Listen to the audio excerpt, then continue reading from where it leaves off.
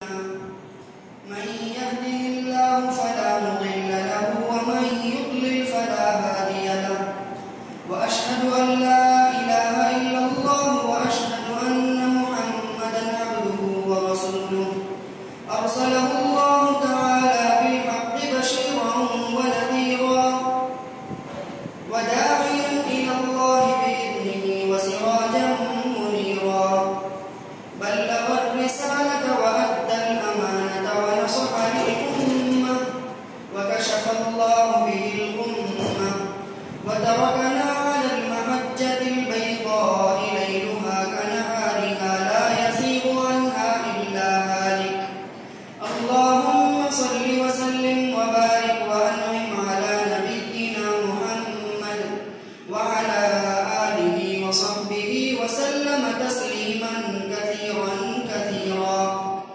أما بعد فأعوذ بالله من الشيطان الرجيم بسم الله الرحمن الرحيم يا أيها الذين آمنوا اتقوا الله حق تقاته ولا تموتن إلا وأنتم مسلمون يا أيها الناس اتقوا ربكم الذي خلقكم من نفس واحدة وخلق منها زوجها وبث منهما رجالا كثيرا ونساء واتقوا الله الذي تساءلون به والأرحام إن الله كان عليكم رقيبا يا أيها الذين آمنوا اتقوا الله وقولوا قولا سديدا يصلح لكم أعمالكم ويغفر لكم ذنوبكم ومن يطع الله ورسوله فقد فاز فوزا عظيما وقال عز من قائل كنتم خير أمة أخرجت للناس تأمرون بالمعروف وتنهون عن المنكر محترم حاضرین اور پردہ نشین خواتین اسلام، اللہ تبارک و تعالیٰ کا بے پناہ شکر و احسان ہے کہ اس نے ہمیں اسلام اور ایمان کی زندگی نصیب کی۔ اللہ تبارک و تعالیٰ کا شکر و احسان ہے کہ اس نے ایک عظیم عبادت کی خاطر ہم کو یہاں جمع کیا، اور رسول اللہ صلی اللہ علیہ وسلم پر درود و سلامتی ہو کہ ان کی کوششوں اور کاوشوں سے اسلام ہم تک پہنچا، اور درود و سلامتی ہو تمام صحابہ کرام رضوان اللہ علیہم اجمعین پر، اور بالخصوص ہم مسلمانوں پر۔ محترم حاضرین، ابھی میں نے خطبہ مسنونہ کے بعد آپ کے سامنے ایک چھوٹی آیت تلاوت کی، کنتم خیر امۃ اخرجت للناس تأمرون بالمعروف وتنہون عن المنکر۔ اس آیت میں اللہ تبارک و تعالی مسلمانوں سے خطاب کر کے کہتا ہے کنتم خیر امہ، تم بہترین امت ہو، اخرجت للناس، تمہیں لوگوں کے لیے بھیجا گیا ہے، تأمرون بالمعروف وتنہون عن المنکر، تمہارا مقصد بھلائیوں کا حکم دینا اور برائیوں سے روکنا، تمہارا مقصد لوگوں کو بھلائیوں کا حکم دینا اور لوگوں کو برائیوں سے روکنا۔ محترم حاضرین، اس آیت میں اللہ تبارک و تعالی ہم مسلمانوں سے یہ کہتا ہے کہ ایک مسلمان کی زندگی کا مقصد معروف کا حکم دینا، تأمرون بالمعروف، بھلائیوں کا حکم دینا، وتنہون عن المنکر، اور برائیوں سے روکنا۔ معروف میں سب سے اچھا معروف کہتے ہیں ہر اچھی بات کو معروف کہا جاتا ہے، ہر اچھی بات کو معروف کہا جاتا ہے۔ معروف میں سب سے بڑا معروف کیا ہے؟ اچھی باتوں میں سب سے اچھی بات کیا ہے؟ اور برائیوں میں سب سے بری بات کیا ہے؟ اچھی باتوں میں سب سے اچھی بات توحید ہے، اچھی باتوں میں معروف میں سب سے بڑا معروف توحید ہے، اور برائیوں میں سب سے بری بات شرک ہے۔ اللہ تبارک و تعالی ہم لوگوں سے کہتا ہے کہ تمہارا مقصد بھلائیوں کا حکم دینا اور برائیوں سے روکنا ہے، اسی کام کے لیے اللہ تبارک و تعالی نے ہم کو دنیا میں بھیجا۔ محترم حاضرین، معروف کا مطلب قرآن مجید کی دوسری آیت میں اللہ تبارک و تعالی فرماتا ہے سب سے اچھی بات، سب سے اچھی بات کیا ہو سکتی ہے؟ خود قرآن مجید اس کا جواب دیتا ہے، وَمَنْ أَحْسَنُ قَوْلًا مِّمَّنْ دَعَا إِلَى اللَّهِ۔ اس سے اچھی بات کس کی ہو سکتی ہے؟ جو لوگوں کو اللہ کی طرف بلاتا ہے۔ قرآن مجید ہم سے یہ سوال کرتا ہے، وَمَنْ أَحْسَنُ قَوْلًا مِّمَّنْ دَعَا إِلَى اللَّهِ۔ اس سے اچھی بات کس کی ہو سکتی ہے؟ جو لوگوں کو اللہ کی طرف بلاتا ہے، وَعَمِلَ صَالِحًا، اور لوگوں کو اللہ کی طرف بلانے کے بعد نیک عمل کرتا ہے، وَقَالَ إِنَّنِي مِنَ الْمُسْلِمِينَ، نیک عمل کرنے کے بعد وہ یہ دعویٰ کرتا ہے، یہ اعلان کرتا ہے کہ میں ایک مسلمان ہوں۔ محترم حاضرین، لوگوں کو اللہ کی طرف بلانا یہ معروف ہے۔ معروف میں سب سے بڑا معروف لوگوں کو اللہ کی طرف بلانا۔ لوگوں کو اللہ کی طرف بلانے کا مطلب کیا ہے؟ لوگوں کو اللہ کی طرف بلانے کا مطلب یہ ہے کہ لوگوں کو اللہ کے راستے کی طرف بلائیں۔ ادعو الی سبیل ربک بالحکمۃ والموعظۃ الحسنہ۔ اللہ تبارک و تعالیٰ نبی کریم صلی اللہ علیہ وسلم سے کہتا ہے، اے نبی ادعو الی سبیل ربک، تم لوگوں کو اپنے رب کے راستے کی طرف بلاؤ۔ اب سوال یہ ہے کہ رب کا راستہ کیا ہے؟ اب سوال یہ ہے کہ رب کا راستہ کیا ہے؟ اللہ تبارک و تعالیٰ دوسری آیت میں فرماتا ہے، وَأَنَّ هَذَا صِرَاطِي مُسْتَقِيمًا، میرا راستہ یہی ہے اور تم اسی کی پیروی کرو، اسی راستے پر چلو۔ اللہ تبارک و تعالیٰ کا راستہ کیا ہے؟ خود اللہ تبارک و تعالیٰ فرماتا ہے، إِنَّ الدِّينَ عِنْدَ اللَّهِ الْإِسْلَامُ، اللہ تبارک و تعالیٰ کا راستہ یہی دین ہے، دین اسلام ہی اللہ تبارک و تعالیٰ کا راستہ ہے، اور یہی دین کل قیامت کے دن ہر شخص کو جہنم سے بچا کر جنت میں لے جائے گا۔ اللہ تبارک و تعالیٰ نے فرمایا، وَمَن يَبْتَغِ غَيْرَ الْإِسْلَامِ دِينًا فَلَن يُقْبَلَ مِنْهُ، جو آدمی اسلام کے علاوہ کوئی اور دین لے آئے گا اللہ تبارک و تعالیٰ اس کو قبول نہیں کرے گا۔ ان الدین عند اللہ الاسلام، بس اللہ تبارک و تعالیٰ کے پاس اگر کوئی دین قابل قبول ہے، اللہ تبارک و تعالیٰ کسی دین کو قبول کرے گا تو صرف اور صرف اسلام ہے، دین اسلام ہے، اس کے علاوہ کسی اور دین کو قبول نہیں کرے گا۔ اللہ تبارک و تعالیٰ دوسری آیت میں اسی بات کو اس طریقے سے فرماتا ہے، وَرَضِيتُ لَكُمُ الْإِسْلَامَ دِينًا، اور میں نے تمہارے لیے دین کے طور پر اسلام کو پسند کر لیا ہے، لہٰذا تم اسی راستے پر چلو، اسی دین کو اپناؤ۔ محترم حاضرین، اللہ تبارک و تعالیٰ نے جتنے انبیاء کو بھیجا، جتنے نبیوں کو بھیجا، سارے انبیاء کی بعثت کا مقصد، سارے انبیاء کو بھیجنے کا مقصد صرف اور صرف ایک ہے۔ اللہ تبارک و تعالیٰ فرماتا ہے، وَلَقَدْ بَعَثْنَا فِي كُلِّ أُمَّةٍ رَسُولًا، ہم نے ہر قوم میں، ہر ملت میں، ہر قوم اور ہر ملت میں رسولوں کو بھیجا، اور رسولوں کا کام کیا تھا؟ رسولوں کی بعثت کا مقصد کیا تھا؟ أَنِ اعْبُدُوا اللَّهَ، وہ رسول لوگوں کے پاس جاتے اور کہتے اللہ کی عبادت کرو، واجتنبوا الطاغوت، اور غیر اللہ کی عبادت چھوڑو، صرف اور صرف اللہ کی عبادت کرو، اللہ کے علاوہ دوسروں کی عبادت چھوڑو۔ ایک سارے رسولوں کا کام یہی تھا۔ اسی بات کو اللہ تبارک و تعالیٰ دوسری جگہ فرماتا ہے، وَمَا أَرْسَلْنَا مِن قَبْلِكَ مِن رَّسُولٍ إِلَّا نُوحِي إِلَيْهِ لَا إِلَٰهَ إِلَّا أَنَا فَاعْبُدُونِ، اے نبی ہم نے آپ سے پہلے جتنے رسولوں کو بھیجا، سارے رسولوں کو صرف اور صرف ایک کام کے لیے بھیجا، وہ کام کیا تھا؟ لا الہ الا انا فاعبدون، میرے علاوہ کوئی عبادت کے لائق نہیں، صرف اور صرف تم میری عبادت کرو۔ اور خود اللہ تبارک و تعالیٰ نبی کریم صلی اللہ علیہ وسلم کو حکم دیتا ہے، وَأُمِرْتُ لِأَعْدِلَ بَيْنَكُمْ اللَّهُ رَبُّنَا وَرَبُّكُمْ، اللہ تبارک و تعالیٰ مجھے اس بات کا حکم دیتا ہے کہ میں لوگوں کے درمیان انصاف کروں، لوگوں کے درمیان انصاف کروں تو فیصلے کے ساتھ انصاف کروں اور اللہ ہی کی عبادت کروں۔ محترم حاضرین، یہ کام انبیاء کا تھا، لوگوں کو اللہ کی طرف بلانا، لوگوں کو دین اسلام کی طرف بلانا، یہ کام انبیاء کا تھا۔ اللہ تبارک و تعالیٰ نے نبیوں کو یہ کام دیا تھا، اور نبیوں کو جانے کے بعد، نبیوں کے ختم ہو جانے کے بعد یہ کام امت مسلمہ کے حوالے کر دیا گیا ہے۔ یہ کام نبی صلی اللہ علیہ وسلم کی پیروی کرنے والے ہر اس آدمی کو جو اپنے آپ کو مسلمان کہتا ہے، یہ کام امت مسلمہ کے حوالے کر دیا گیا ہے۔ محترم حاضرین، میری اور آپ کی زندگی کا مقصد لوگوں کو بھلائیوں کا حکم دینا، لوگوں کو اللہ کی طرف بلانا۔ اللہ تبارک و تعالیٰ کہتا ہے، وَمَنْ أَحْسَنُ قَوْلًا مِّمَّنْ دَعَا إِلَى اللَّهِ، اس سے بڑھ کر اچھی بات کس کی ہو سکتی ہے؟ جو لوگوں کو اللہ کی طرف بلانا، اسی کو دعوت کہتے ہیں، دعوت إِلَى اللَّهِ، لوگوں کو اللہ کی طرف بلانا۔ اب دعوت دو قسم کی ہے، ایک مسلمان کو دعوت دینا اور ایک غیر مسلموں کو دعوت دینا۔ دعوت کی دو قسم ہے، ایک مسلمان کو دعوت دینا اور ایک غیر مسلموں کو دعوت دینا۔ مسلمانوں کو دعوت دینے کا مطلب کیا ہے؟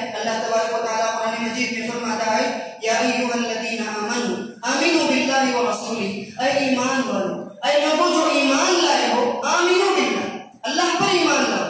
اللہ تبارک و تعالیٰ ایمان والوں سے کہتا ہے اے ایمان والو، یا ایھا الذین آمنوا، اے ایمان والو آمنو باللہ۔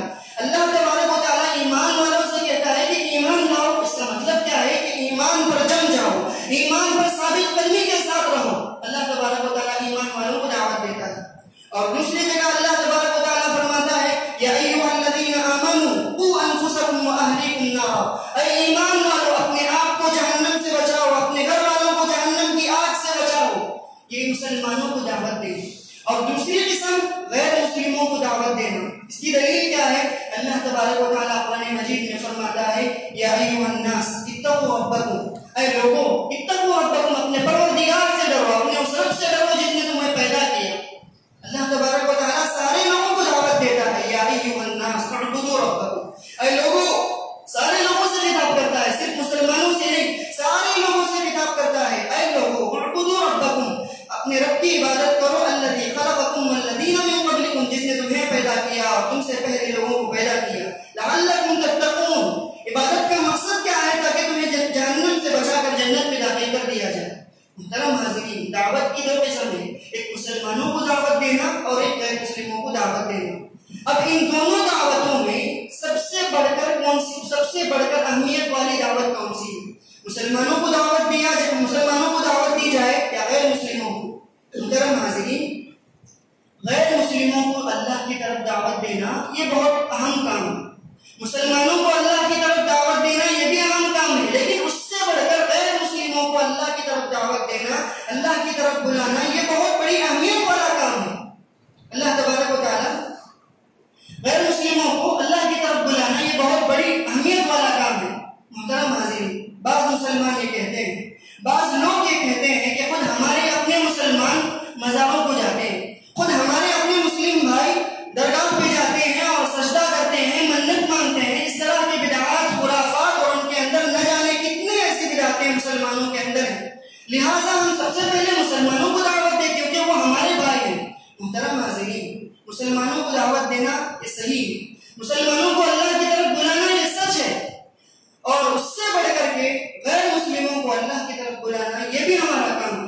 محترم حاضرین، ایک مسلمان ہمارا بھائی ہے اس لیے ہم اس کو دعوت دیں، لیکن ایک غیر مسلم بھی ہمارا بھائی ہے، لہٰذا اس کو دعوت دینا بھی ہم پر فرض ہے اور ہم پر ضروری ہے۔ بعض مسلمان یہ کہتے ہیں کہ سب سے پہلے ہم اپنے بھائیوں کی فکر کریں، بعد میں دوسروں کی فکر کریں۔ محترم حاضرین، مسلمان بھی ہمارے بھائی ہیں، ہندو بھی ہمارے بھائی ہیں، غیر مسلم بھی ہمارے بھائی ہیں۔ محترم حاضرین، اللہ تبارک و تعالیٰ نے قرآن مجید میں فرمایا وَإِن جَاهَدَاكَ عَلَىٰ أَن تُشْرِكَ بِهِ بِمَا لَيْسَ لَكَ بِهِ عِلْمٌ فَلَا تُطِعْهُمَا، اگر تم کو تمہارے والدین کفر پر، شرک کا حکم دیتے ہیں، کفر کا حکم دیتے ہیں، فَلَا تُطِعْهُمَا، تو تم ان کی اتباع نہ کرو، تو تم ان کی پیروی نہ کرو، تم ان کی بات نہ مانو۔ وَصَاحِبْهُمَا فِي الدُّنْيَا مَعْرُوفًا، تمہارے والدین کافر ہوں گے، تمہارے والدین ہندو ہوں گے، پھر بھی وَصَاحِبْهُمَا فِي الدُّنْيَا مَعْرُوفًا، دنیاوی معاملات میں تم ان کے ساتھ اچھا سلوک کرو۔ محترم حاضرین، حضرت اسماء رضی اللہ عنہ ابو بکر صدیق رضی اللہ عنہ کی بیٹی تھی۔ حضرت اسماء رضی اللہ عنہ نبی کریم صلی اللہ علیہ وسلم کے پاس آ کر سوال کیا، یا رسول اللہ ان قدمت علی امی وہی مشرکۃ راغبۃ افاصلها، یا رسول اللہ میری ماں مشرک، میری ماں کافر ہے، میرے پاس اب مکے سے مدینے کو مجھ سے ملنے کے لیے آئی ہے، کیا میں اس سے مل سکتی ہوں؟ کیا میں اس کے ساتھ صلہ رحمی کر سکتی ہوں؟ نبی کریم صلی اللہ علیہ وسلم نے فرمایا صلہ، تم ان کے ساتھ اچھا سلوک کرو، تم ان کے ساتھ حسن معاملہ کرو۔ اسماء رضی اللہ عنہ کی ماں کافرہ تھی، ہندو تھی، اس کے باوجود رسول اللہ صلی اللہ علیہ وسلم نے فرمایا تمہاری ماں ہے، لہذا تم پر یہ فرض بنتا ہے، واجب ہے کہ تم اس کے ساتھ اچھا سلوک کرو، تو تمہاری ماں کے ساتھ حسن معاملہ کرو۔ محترم حاضرین، پہلی دلیل۔ اور دوسری بات یہ ہے کہ علی رضی اللہ عنہ کے والد ابو طالب مشرک تھے، کافر تھے، نبی کریم صلی اللہ علیہ وسلم نے کتنی مرتبہ ان کو اللہ کی طرف بلایا، لیکن ابو طالب کے حق میں اللہ تبارک و تعالیٰ نے ہدایت کو نہیں لکھی تھی۔ جب ابو طالب رضی اللہ عنہ کا انتقال ہوا تو علی رضی اللہ عنہ نے اللہ کے رسول صلی اللہ علیہ وسلم کے پاس آ کر کہا ان عمک الشیخ ضال قد مات، تمہارے چچا کا انتقال ہو گیا ہے۔ علی رضی اللہ عنہ اللہ کے رسول صلی اللہ علیہ وسلم سے کہتے ہیں تمہارے چچا کا انتقال ہو گیا ہے، یعنی میرے والد کا انتقال ہو گیا ہے، میں ان کے ساتھ کیا معاملہ کروں؟ نبی کریم صلی اللہ علیہ وسلم نے فرمایا جاؤ تو تم اپنے باپ کو تدفین کرو، فواری اباک، جاؤ تو تم اپنے باپ کو جس طریقے سے دفن کرتے ہیں اسی طریقے سے دفن کرو۔ علی رضی اللہ عنہ مسلم تھے، ان کے باپ کافر تھے، ہندو تھے، اس کے باوجود نبی کریم صلی اللہ علیہ وسلم فرماتے ہیں کہ جاؤ تو تم اپنے باپ کی تدفین کرو۔ محترم حاضرین، ایک مسلمان اور غیر مسلم کے تعلق جو رشتہ ہے وہ اخوت کا رشتہ ہے۔ غیر مسلم بھی ہمارا بھائی۔ اخوت دو طرح کے اخوت ہوتے ہیں، ایک اخوت اسلامی اور ایک اخوت انسانی۔ اخوت اسلامی کی بنیاد پر چند احکامات وارد ہوتے ہیں۔ اخوت اسلامی بھائی چارگی کے مطابق چند احکامات اسلام نے ادا کیے ہیں۔ اگر ایک مسلمان کسی سے شادی کرنا چاہتا ہے تو شادی کرنے سے پہلے وہ دیکھے گا کہ وہ مسلم ہے، وہ عورت مسلم ہے، اسی وقت وہ شادی کرے گا۔ اللہ تبارک و تعالیٰ فرماتا ہے وَلَا تُنكِحُوا الْمُشْرِكَاتِ حَتَّى يُؤْمِنْ، تم کسی مشرک عورت سے شادی نہ کرو، اگر وہ ایمان لے آتی ہے، اگر وہ اللہ پر ایمان لاتی ہے تو تم اس سے شادی کرو۔ اخوت اسلامی کی بنیاد پر، اسلامی اخوت کی بنیاد پر چند احکامات وارد ہوتے ہیں۔ جس طرح اگر ہم کسی سے شادی کرنا چاہتے ہیں تو اس سے شادی کرنے سے پہلے ہم یہ دیکھیں گے کہ وہ مسلمان ہے یا کافر ہے۔ اگر مسلمان ہے تو ہم اس سے شادی کریں گے وَلَا تَنكِحُوا الْمُشْرِكَاتِ حَتَّى يُؤْمِنْ۔ اور دوسری بات، وراثت کا جو معاملہ ہے، اگر کوئی آدمی وراثت پانے کا حقدار ہے تو صرف اور صرف مسلمان ہے۔ باپ اگر مسلمان رہ کر انتقال ہوا، اولاد اگر مسلمان ہے تو تبھی وہ وراثت کا حقدار ہوگا۔ اور اسی طرح کئی حقوق، کئی احکامات وارد ہوتے ہیں۔ اور اخوت انسانی کی چند بنیادیں، اخوت انسانی کی بنیاد پر چند احکامات وارد ہوتے ہیں۔ ایک آدمی کافر ہے، ہندو ہے، اس کے باوجود اس کو قتل کرنا گناہ ہے۔ وَمَنْ قَتَلَ نَفْسًا بِغَيْرِ نَفْسٍ أَوْ فَسَادٍ فِي الْأَرْضِ فَكَأَنَّمَا قَتَلَ النَّاسَ جَمِيعًا۔ اگر کسی آدمی نے کسی آدمی کو قتل کیا، کسی مسلمان کو نہیں، اگر کسی آدمی نے کسی بھی آدمی کو قتل کیا تو گویا اس نے ساری انسانیت کا قتل کیا۔ فَكَأَنَّمَا قَتَلَ النَّاسَ جَمِيعًا۔ اور اسی طرح جب ہم غیر مسلموں کے درمیان انصاف کریں گے، غیر مسلموں کے ساتھ انصاف کریں گے تو عدل کے ساتھ انصاف کرنا چاہیے، سچائی کے ساتھ ہم انصاف کریں گے۔ وَإِذَا حَكَمْتُمْ بَيْنَ النَّاسِ أَن تَحْكُمُوا بِالْعَدْلِ، جب تم لوگوں کے درمیان انصاف کرو تو سچائی کے ساتھ انصاف کرو۔ اسی طرح اللہ تبارک و تعالیٰ نے دوسری آیت میں فرماتا ہے وَلَا يَجْرِمَنَّكُمْ شَنَآنُ قَوْمٍ عَلَىٰ أَلَّا تَعْدِلُوا، کافروں کی دشمنی آپ کو اس بات پر آمادہ نہ کرے کہ تم ان کے ساتھ نا انصافی کرو۔ کافر ہیں پھر بھی ان کے ساتھ انصاف کرو۔ محترم حاضرین، لوگوں کو اللہ کی طرف بلانا یہ ہمارا کام ہے۔ غیر مسلم بھی ہمارے بھائی ہیں۔ قرآن مجید میں اللہ تبارک و تعالیٰ نے فرمایا یا ایھا الذین آمنوا لا تکونوا کالذین کفروا وقالوا لاخوانہم اذا ضربوا فی الارض۔ قرآن مجید کے اندر اللہ تبارک و تعالیٰ یہ بات نقل کرتا ہے، اور اس آیت کا ترجمہ یہ ہے، کافروں نے اہل ایمان سے کہا یا ایھا الذین آمنوا لا تکونوا کالذین کفروا۔ اللہ تبارک و تعالیٰ ایمان والوں سے کہتا ہے تم کافروں کی طرح نہ ہو جاؤ، تم کافروں کی طرح نہ ہو جاؤ۔ لا تکونوا کالذین کفروا وقالوا لاخوانہم، اور کافروں نے اپنے بھائیوں سے کہا۔ ایک کافر ہم لوگوں کو اپنا بھائی سمجھتا ہے، ایک ہندو ایک مسلمان کو اپنا بھائی سمجھتا ہے۔ قرآن مجید کی یہ آیت بتاتی ہے لا تکونوا کالذین کفروا وقالوا لاخوانہم، اور کافروں نے اپنے بھائیوں سے کہا وقالوا لاخوانہم اذا ضربوا فی الارض او كانوا غزا لو كانوا۔ کافرین، منافق اور کافرین مسلمانوں سے یہ کہتے تھے کہ تم جنگ کے لیے اللہ کے نبی کے ساتھ تم جنگ کے لیے نہ جایا کرو۔ اور اسی طرح ایک مسلمان بھی اپنے کافر کو بھائی کہہ سکتا ہے، ایک ہندو بھائی کو بھائی کہہ سکتا ہے۔ قرآن مجید میں اللہ تبارک و تعالیٰ نے فرمایا لا تجد قوما يؤمنون بالله واليوم الآخر يوادون من حاد الله ورسوله ولو كانوا آباءهم وَلَوْ كَانُوا آبَاءَهُمْ أَوْ أَبْنَاءَهُمْ أَوْ إِخْوَانَهُمْ، تم ان لوگوں کی طرح نہ ہو جاؤ۔ لہٰذا ایک مسلمان بھی اپنے کافر کو بھائی کہہ سکتا ہے۔ محترم حاضرین، اللہ تبارک و تعالیٰ نے انبیاء کو جس مقصد کے ساتھ بھیجا وہ لوگوں کو اللہ کی طرف بلانا تھا۔ اللہ نے انبیاء کے چلے جانے کے بعد انبیاء کا سلسلہ ختم ہو چکا ہے، لہٰذا اب یہ ذمہ داری ہمارے کاندھے پر رکھی گئی ہے، اب یہ ذمہ داری ہمارے حوالے کر دی گئی ہے۔ لہٰذا ہم پر یہ ضروری ہے، ہم پر یہ فرض ہے کہ ہم اپنے کافر بھائیوں کو اسلام کے متعلق بتائیں، اپنے کافر بھائیوں کو اسلام اور دین اسلام کے متعلق بتائیں، دین اسلام کے جو محاسن ہیں، دین اسلام کی جو خوبیاں ہیں، قرآن مجید کے پیغام اور قرآن مجید کے اسباب کو ان کے سامنے پڑھ کر سنا اور لوگوں کے ساتھ۔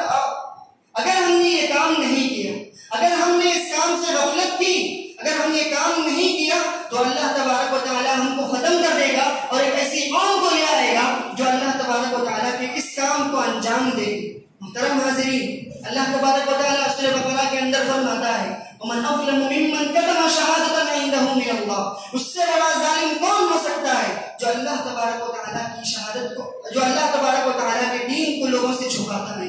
محترم حاضرین، اگر ہم اپنے دین کو صرف اپنے پاس رکھ لیں گے، دوسروں تک اپنے دین کو نہیں پہنچائیں گے، ہمارے دین اسلام کو ہم دوسروں تک نہیں پہنچائیں گے تو اللہ تبارک و تعالیٰ ہم کو ظالم کہتا ہے۔ وَمَنْ أَظْلَمُ مِمَّنْ كَتَمَ شَهَادَةً عِنْدَهُ مِنَ اللَّهِ، اور دوسری آیت میں سورہ توبہ کی آیت میں اللہ تبارک و تعالیٰ اہل ایمان کی، مومنین کی صفات بیان کرتے ہوئے کہتا ہے وَالْمُؤْمِنُونَ وَالْمُؤْمِنَاتُ بَعْضُهُمْ أَوْلِيَاءُ بَعْضٍ، مسلمان آپس میں ایک دوسرے کے دوست ہیں، مسلمان آپس میں ایک دوسرے کے بھائی ہیں۔ والمؤمنون والمؤمنات بعضهم أولياء بعض يأمرون بالمعروف وينهون عن المنكر، ان کا کام کیا ہے؟ يأمرون بالمعروف، وہ بھلائیوں کا حکم دیں گے، نیکیوں کا حکم دیں گے، وينهون عن المنكر، اور لوگوں کو برائیوں سے روکیں گے اور لوگوں کو شرک سے روکیں گے۔ اگر ہم نے یہ کام نہیں کیا تو کوئی بعید نہیں، اللہ تبارک و تعالیٰ ہم کو ختم کر دے گا اور ہماری جگہ ایک ایسی قوم کو لائے گا، ایسے لوگوں کو لائے گا جو اس کام کو انجام دے گی۔ محترم حاضرین، ہماری کامیابی اسی بنیاد پر ہے، اگر ہم نے لوگوں کو اللہ کی طرف بلایا تو ہماری کامیابی یقینی ہے۔ کل قیامت کے دن لوگ آ کر کہیں گے کہ ہمارے سامنے لوگ زندگی گزارتے تھے، دین اسلام پر عمل کرتے تھے، لیکن کبھی انہوں نے ہم لوگوں کو اسلام کی طرف دعوت نہیں دی۔ محترم حاضرین، ہمارے محلے میں، ہمارے پڑوسی میں کتنے غیر مسلم بھائی رہتے ہیں، آج تک ان کو اذان کا مطلب نہیں معلوم۔ ہماری ذمہ داری ہے، ہمارا یہ کام ہے کہ ہم ان کو اذان کا مطلب سمجھائیں۔ ہمارے کتنے کافر بھائیوں کو سورہ فاتحہ تک یاد ہے لیکن اس کا مطلب انہیں نہیں معلوم۔ ہماری یہ ذمہ داری بنتی ہے کہ ہم ان کو سورہ فاتحہ کا مطلب سمجھائیں۔ ہمارے محلے میں کتنے ایسے کافر بھائی ہیں جن کو قرآن مجید کی کتنی صورتیں یاد ہیں، کتنا حصہ یاد ہے۔ آپ کئی مثالیں ایسے دیکھ سکتے ہیں لیکن اس کا مطلب ان کو نہیں معلوم، اس کا مطلب سمجھانے کی ضرورت ہے۔ دین اسلام کا اصل مقصد کیا ہے؟ قرآن مجید کو اللہ تبارک و تعالیٰ نے نازل کیوں کیا؟ یہ سب باتیں اوروں کو بتانے کی ضرورت ہے۔ محترم حاضرین، اگر ہم یہ کام نہیں کیا تو اللہ تبارک و تعالیٰ اس دنیا میں ہم کو رسوا کرے گا اور کل قیامت کے دن اللہ تبارک و تعالیٰ اس کے متعلق ہم سے سوال کرے گا۔ محترم حاضرین، آج دنیا میں ہم کو جو ذلت اور رسوائی ہے وہ صرف اور صرف اسی وجہ سے ہے کہ ہم نے دعوت کا کام چھوڑ دیا، ہم نے لوگوں کو اللہ کی طرف بلانا چھوڑ دیا۔ اگر ہم یہ کام کرتے، اگر ہم یہ کام کیے ہوتے تو آج دنیا میں ہم سر بلند ہوتے، کسی کی حکومت ہمارے اوپر نہیں ہو سکتی تھی۔ دنیا میں سب سے زیادہ حکومت مسلمانوں نے کی، دنیا میں سب سے زیادہ حکومت مسلمانوں نے کی۔ کیوں؟ اس وجہ سے کہ انہوں نے قرآن مجید کو سمجھا اور لوگوں کو اللہ کی طرف بلایا۔ جب سے مسلمانوں نے اس کام کو چھوڑ دیا تو پورے مسلمانوں میں ذلت اور رسوائی عام ہو گئی، پورے مسلمان پسماندہ ہو گئے۔ کیوں؟ صرف اور صرف دعوت کو چھوڑنے کی وجہ سے۔ اگر ہم یہ کام کیے ہوتے آج یہ رسوائی دیکھنی نہ پڑتی۔ محترم حاضرین، قرآن مجید میں اللہ تبارک و تعالیٰ فرماتا ہے وَأَنْتُمُ الْأَعْلَوْنَ إِن كُنتُم مُؤْمِنِينَ، تم ہی سربلند رہو گے، تم ہی کامیاب رہو گے اگر تم ایک مسلمان بن کر زندگی گزارو گے۔ ایک مسلمان بن کر زندگی گزارنے کا مطلب یہ ہے کہ ہمارے پاس جو امانت ہے، ہمارے پاس جو دین ہے،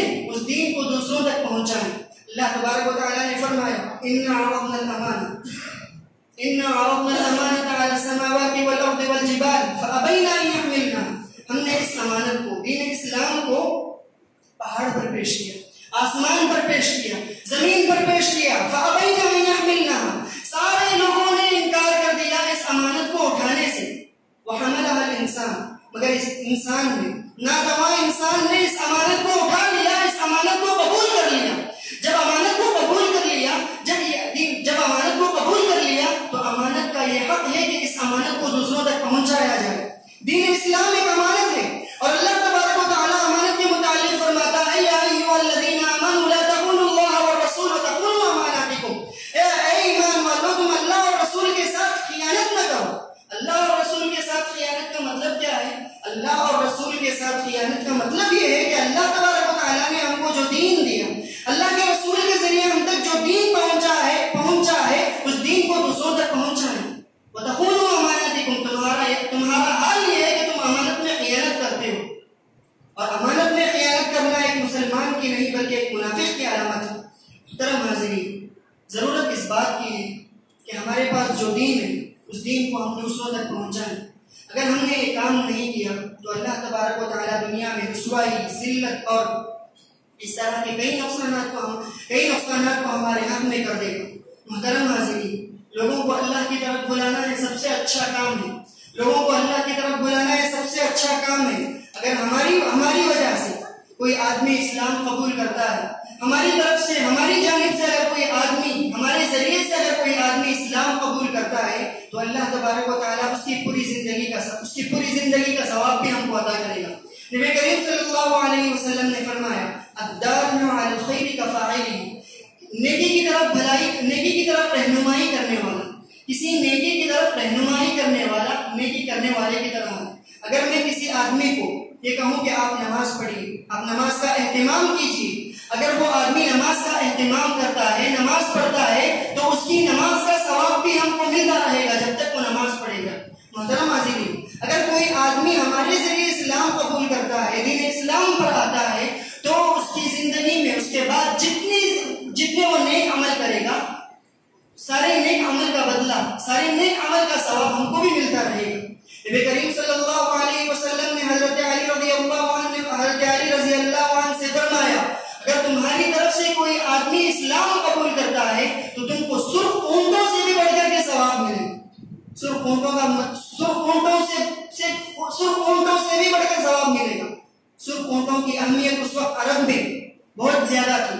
آج ہمارے پاس BMW یا بینز، اس سے بڑھ کر جو کار ہو سکتی ہے، اس سے بڑھ کر جو دولت ہو سکتی ہے، اس سے بھی بڑھ کر دولت اگر کوئی آدمی ہماری جانب سے اسلام قبول کرتا ہے تو اللہ تبارک و تعالیٰ ہمارے حق میں اس سے بھی بڑھ کر دولت لکھے گا. اور کوئی غریب نہیں، اللہ تبارک و تعالیٰ قیامت کے دن بھی وہ دولت نصیب کرے گا اور اس دنیا میں بھی وہ دولت نصیب کر سکتا ہے. محترم حاضرین، دین اسلام، اللہ تبارک و تعالیٰ اسی دین کو قبول کرے گا. ہم لوگوں کو اللہ کی طرف بلائیں، یہ ہمارا کام ہے. کنتم خیر امہ، تم بہترین امت ہو. ایک مسلمان صرف اپنی فکر نہیں کرتا، ایک مسلمان دوسروں کی بھی فکر کرتا ہے. جہاں ہمارے مسلمان بھائی بدعات و خرافات میں مبتلا ہیں، ہم ان کو بھی دعوت دیں. جہاں ہمارے مسلمان شرک کر رہے ہیں، ہم ان کو بھی دعوت دیں. اور جہاں ہمارے غیر مسلم بھائی اللہ کو چھوڑ کر کے کسی اور کی عبادت کرتے ہیں، اللہ کو چھوڑ کر کے کسی گائے ماتا کو خدا کہتے ہیں، اللہ کو چھوڑ کر کے کسی پتھر کو خدا مانتے ہیں، ان لوگوں کو اللہ کی طرف بلائیں گے تو اللہ تبارک و تعالیٰ ہمیں سرخ روحی اور کامیابی سے سربلند کرے گا، کامیابی ہمارے حق میں لکھے گا. محترم حاضرین، ایک آدمی اگر شرک کرتا ہے تو اللہ تبارک و تعالیٰ اس کو ہمیشہ کے لیے جہنم نصیب کرے گا. وَمَن يُشْرِكْ بِاللَّهِ فَقَدْ حَرَّمَ اللَّهُ عَلَيْهِ الْجَنَّةَ، جو آدمی اللہ تبارک و تعالیٰ کو چھوڑ کر کسی اور کی عبادت کرے گا، اللہ کے ساتھ شرک کرے گا، اللہ کا انکار کرے گا، فَقَدْ حَرَّمَ اللَّهُ عَلَيْهِ الْجَنَّةَ، تو اللہ تبارک و تعالیٰ اس کے لیے جنت کو حرام کر دیتا ہے. محترم حاضرین، یہ طرف ہمارے اندر ہونی چاہیے. نبی کریم صلی اللہ علیہ وسلم فرماتے ہیں ایک آدمی نے آگ جلائی، ایک آدمی نے آگ روشن کیا، پھر پتنگے اس آگ کی طرف لپک کر آ رہے ہیں، اور میں تمہاری کمر کو پکڑ کر کھینچ رہا ہوں اور تم اس پتنگے کی طرح اس آگ پر گرے جا رہے ہو. تمہارا کیا حال ہے؟ ہلم عن النار، ہلم عن النار. فکر تھی نبی کریم صلی اللہ علیہ وسلم کی.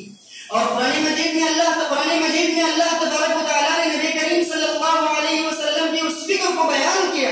لعلک باخع نفسک، اور تمہارے دل کو تم اپنی جان کو ہلاک کر ڈالو گے.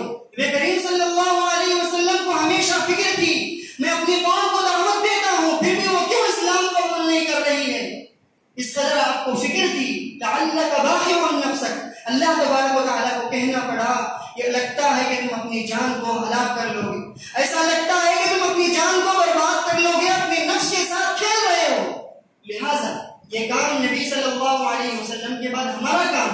اب کوئی نبی آنے والا نہیں، اب کوئی رسول آنے والا نہیں. لا نبی بعدی، اب میرے بعد کوئی نبی آنے والا نہیں.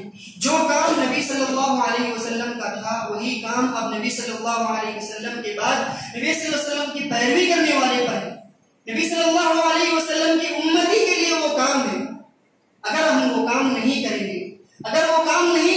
تو اللہ تبارک و تعالیٰ فرماتا ہے یا ایھا الذین آمنوا، اے ایمان والو، اے وہ لوگوں جو ایمان لائے ہو، اطیعوا اللہ، اللہ کی اطاعت کرو، واطیعوا الرسول، اور رسول کا کہا مانو، ولا تبطلوا اعمالکم، اگر تم کہا نہیں مانو گے، اگر تم اللہ کی نہیں سنو گے یا رسول اللہ صلی اللہ علیہ وسلم کو فرمان کو نہیں اپناؤ گے، ولا تبطلوا اعمالکم، تمہارے اعمال برباد ہو جائیں گے. رسول اللہ کی نافرمانی کر کے ہم اپنے اعمال کو برباد نہ کریں. ولا تبطلوا اعمالکم، تم اپنے اعمال کو برباد نہ کرو. اگر ہم نے یہ دعوت کا کام نہیں کیا تو اللہ تبارک و تعالیٰ ہمارے عمل کو رد کر سکتا ہے، ہمارے عمل کو واپس کر سکتا ہے. لہٰذا یہ کام میرا اور آپ کا ہے. ہاں اپنی زندگی میں صرف ہر آدمی کسی ایک غیر مسلم بھائی کو اسلام کی دعوت دے، اسلام کے متعلق بتائے، قرآن مجید کے پیغامات ان کو سنائے. یہی وجہ ہے آج پوری دنیا میں مسلمانوں کو دبایا جا رہا ہے، مسلمانوں کو رسوا کیا جا رہا ہے، مسلمان ماؤں کو یتیم، مسلمان ماؤں کو بیوہ بنایا جا رہا ہے، اور مسلمان بچوں کے ساتھ کھلواڑ ہو رہا ہے. پوری دنیا میں مسلمان ذلت اور رسوائی کا سوال ہے. کیوں؟ اس وجہ سے کہ ہم نے یہ کام چھوڑ دیا. اگر ہم نے یہ کام کیے ہوتے، ہم نے یہ کام کیا ہوتا تو یقیناً اللہ تبارک و تعالیٰ ہم کو عزت کے ساتھ، سربلندی کے ساتھ رکھ سکتا ہے. اللہ تبارک و تعالیٰ فرماتا ہے، اللہ کے رسول صلی اللہ علیہ وسلم سے اللہ تبارک و تعالیٰ فرماتا ہے یا ایھا الرسول بلغ ما انزل الیک من ربک، اے نبی بلغ ما انزل الیک من ربک، آپ پر جو کچھ اتارا گیا ہے تم اس کو لوگوں تک پہنچاؤ. وَإِن لَّمْ تَفْعَلْ فَمَا بَلَّغْتَ رِسَالَتَهُ، اگر آپ نے یہ کام نہیں کیا تو آپ کی رسالت کا حق بھی ادا نہیں ہوا. لہٰذا یہ کام نبی کریم صلی اللہ علیہ وسلم کے بعد ہماری ذمہ داری ہے کہ ہم اپنے کافر بھائیوں کو، اپنے کافر بھائیوں کو اور اپنے مسلمان بھائیوں کو جو شرک میں مبتلا ہیں، جو بدعات میں مبتلا ہیں، ہم ان کو دعوت دیں، ہم ان کو سدھاریں اور خود بھی اپنے آپ کو سدھاریں اور دوسروں کو بھی سدھارنے کی کوشش کریں. میں اللہ تبارک و تعالیٰ سے دعا کرتا ہوں کہ اللہ تبارک و تعالیٰ مجھے اور آپ کو کہی ہوئی باتوں پر عمل کرنے اور زیادہ سے زیادہ قرآن مجید کی تعلیمات پر عمل کرنے اور اس کو سمجھنے کی توفیق عطا فرمائے. اقول قولی ھذا واستغفر اللہ لی ولسائر المسلمین من کل ذنب.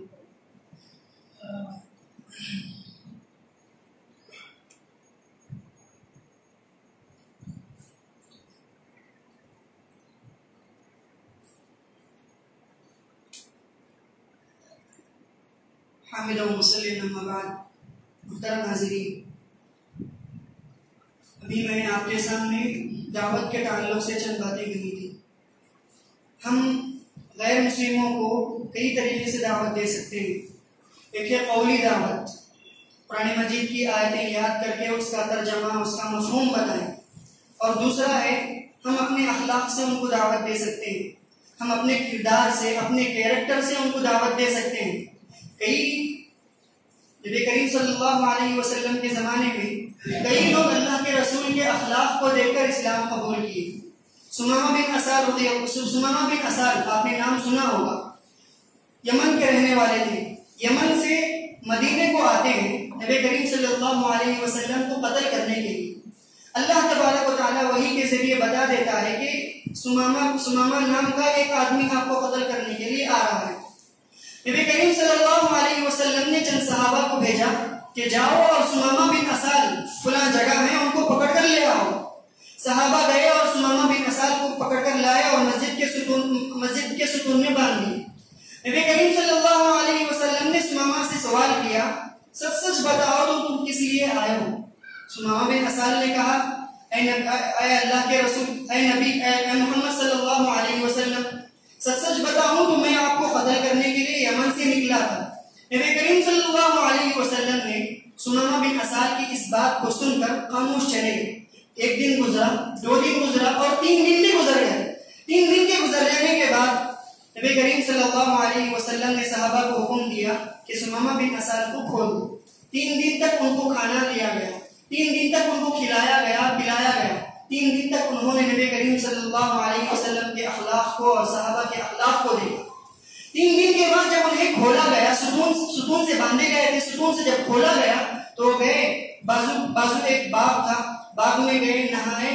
اس کے بعد نبی کریم صلی اللہ علیہ وسلم کے پاس آ کر کہا، یا رسول اللہ، میں اللہ پر ایمان لاتا ہوں، میں گواہی دیتا ہوں کہ آپ اللہ کے رسول ہیں۔ محترم حاضرین، ہم اپنے کیریکٹر سے بھی دوسروں کو متاثر کر سکتے ہیں، ہم اپنے اخلاق سے بھی دوسروں کو اسلام کی دعوت دے سکتے ہیں، ایک قولی دعوت، ایک فعلی دعوت۔ اور دوسری بات یہ ہے، اگر ہم سے یہ کام نہیں ہو سکتا، اگر ہم سے دعوت کا کام نہیں ہو سکتا ہے، کم از کم ان لوگوں کو مدد کیجیے جو دعوت کا کام کرتے ہیں۔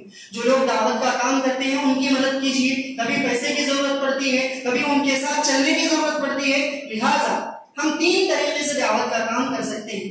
آپ ان 3 طریقے میں سے کسی ایک طریقے کو بھی اپناؤ گے، یقیناً اللہ تبارک و تعالیٰ آپ کو مکمل ثواب عطا کرے گا۔ اللہ تبارک و تعالیٰ سے دعا کرتا ہوں کہ اللہ تبارک و تعالیٰ اس کام کو کرنے کی توفیق عطا کرے۔ ان اللہ یأمر بالعدل والإحسان وإیتاء ذی القربى وینہی عن الفحشاء والمنکر والبغی یعظکم لعلکم تذکرون۔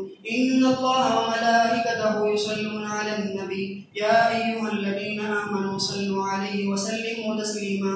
اللهم صل على محمد وعلى آل محمد كما صليت على إبراهيم وعلى آل إبراهيم إنك حميد مجيد۔